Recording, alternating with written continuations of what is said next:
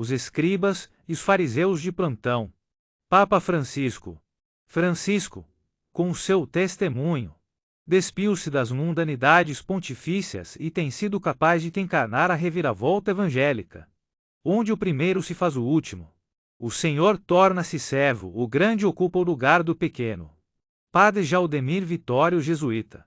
O Papa Francisco acaba de completar 10 anos, desde que foi eleito para assumir a liderança da Igreja Católica.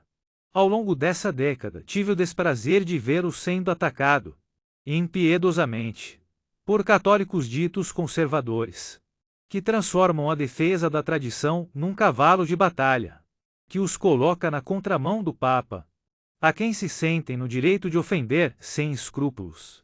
Pelo que percebo nas opções e nas preocupações de Francisco, tudo está na mais perfeita sintonia com o Evangelho e ninguém será capaz de denunciar nele um só atropelo do que está nas catequeses evangélicas.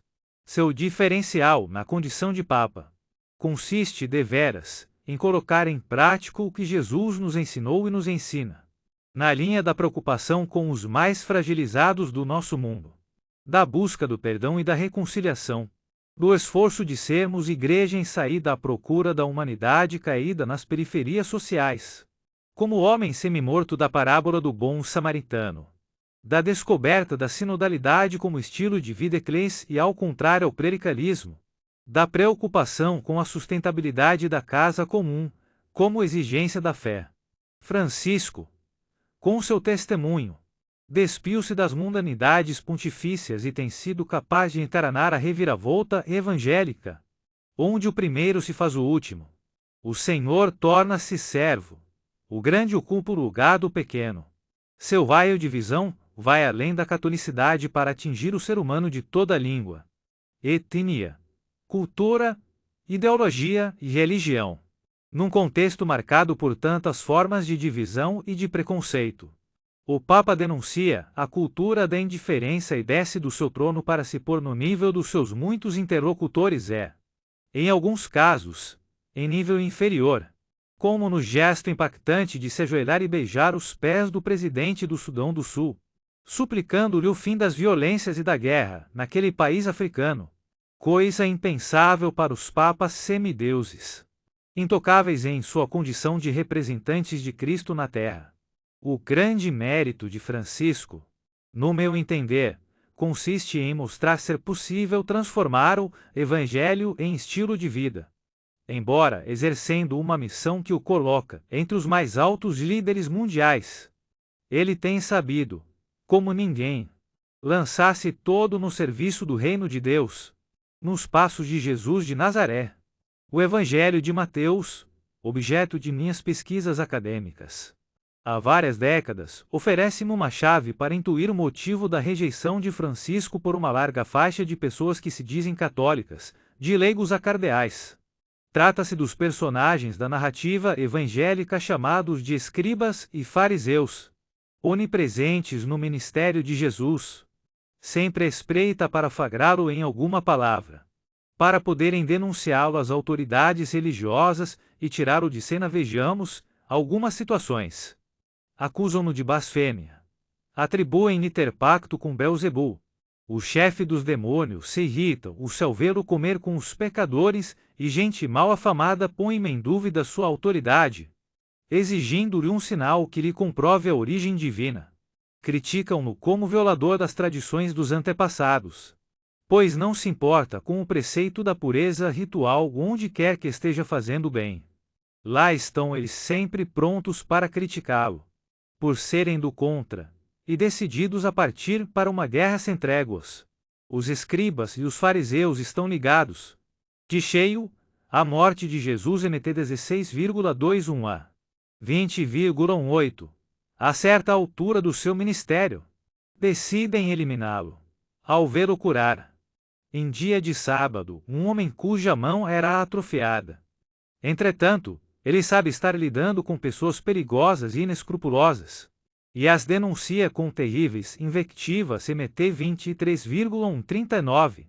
Com certeza, estavam conluiados com as autoridades religiosas que levaram Jesus a Pilatos, a autoridade romana, a quem pediram a pena capital de crucificação para aquele que consideravam maldito de Deus e Mt 27,12. Os escribas e fariseus, na catequese mateana, encarnam o tipo de pessoas religiosas, muito apegadas à lei de Deus, a qual cumprem de maneira obsessiva, sem omitir qualquer detalhe. Antes, preocupam-se em encontrar novas exigências, de modo a demonstrarem uma fidelidade a Deus a toda prova. Jesus, porém, reconhece tratar-se de um bando de hipócritas e exibicionistas e Mt 6,18. Menos preocupados de serem fiéis a Deus do que apegados a uma tradição a ser levada adiante a ferro e fogo. O resultado dessa religião intolerante é bem conhecido. Tornaram-se culpados pela morte iníqua do justo Filho de Deus Mt 27,54. A caminhada do Papa Francisco tem muitos pontos de convergência com a de Jesus de Nazaré. Os escribas e fariseus de plantão, com suas múltiplas identidades e categorias eclesiásticas católicas, cuidam de dificultar o ministério papal. Defensores da tradição a deles, acusam Francisco de pôr em risco a Igreja, não se importando com a missa em latim, com as indumentárias papais, com o glamour pontifício, tampouco com o rigor da doutrina e da moral a deles. Consideram desvio de conduta do Papa a acolhida que oferece a todos, sem qualquer distinção, e o fazer-se próximo de todos, recusando-se a apontar o dedo para os considerados pecadores por seus detratores. Tratam o Papa como se fora um anarquista, quando rompe com a tradicional moral católica deles, e se pauta pelo princípio da misericórdia.